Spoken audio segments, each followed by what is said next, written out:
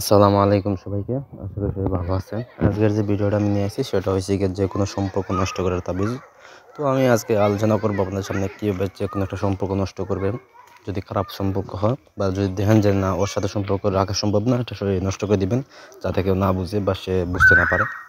তো সেটা কীভাবে করবেন আমি বলে দেবো আজকের ভিডিওতে। তাই প্রথম থেকে শেষ পর্যন্ত দেখুন, তাহলে বুঝতে সুবিধা হবে। তাছাড়া আমাদের দিয়ে যদি আপনাদের কোনো ব্যক্তিগত কাজ পেতে চান তাহলে যোগাযোগ করবেন, নিচে দেওয়া স্ক্রিনে দেওয়া নাম্বার আছে, নাম্বারে যোগাযোগ করবেন। ইমো, হোয়াটসঅ্যাপ বা সরাসরি কল করবেন।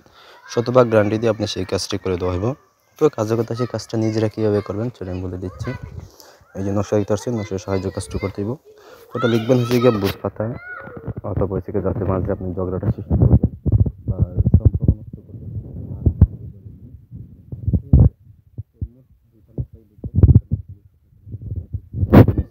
ওই ব্যক্তির নাম এবং তার মায়ের নাম দিবেন। আর দুইজনেরই নাম লিখবেন, যাদের সম্পর্ক নষ্ট করবেন তাদের নাম ও তাদের মায়ের নাম লিখবেন। লিখে তৈরি করবেন আপনি ইয়ে করবেন।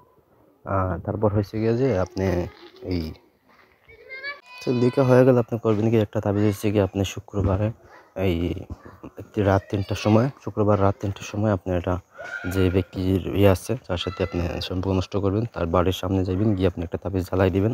জ্বালাই দিয়ে তার যে ছাই আছে, তাবিজের যে ছাই যে অংশ আছে অংশটা আপনি তার দুয়ারের সামনে ফেলে দিয়ে আসবেন, যাতে সে ঘুম থেকে ওঠার পর ওই ছাইয়ের উপর দিকে পা দিয়ে চলে আর কি, সেটা করবেন। আর একটা তাবিজ হচ্ছে কি, আপনি এই দুইটা ফাটল বিশিষ্ট জায়গা দিকে, মানে এই যে সে শুকনা দিনে মাটি ফাটল দেয় ওইরকম জায়গা দিকে ফাটলের ভিতরে তাবিজ ঢুকাইয়া আপনি ইট দিয়ে চাপা দিয়ে রেখে দিবেন। তাহলে দেখবেন যে ওই সম্পর্কটা আস্তে আস্তে শেষ হয়ে যাইতেছে। যতই গভীর সম্পর্ক হোক দেখবেন নষ্ট হয়ে গেছে, কারোর সাথে কার সম্পর্ক নেই। এবং কীভাবে যে এটা নষ্ট হয়ে সম্পর্ক সেটা কেউ বুঝতে পারবে না, মানে যার সাথে সম্পর্ক নষ্ট হইব সেও বুঝতে পারবে না যে ওর সাথে কেন আমার সম্পর্ক নষ্ট হইলে সে বুঝতে পারবে না, ঠিক আছে।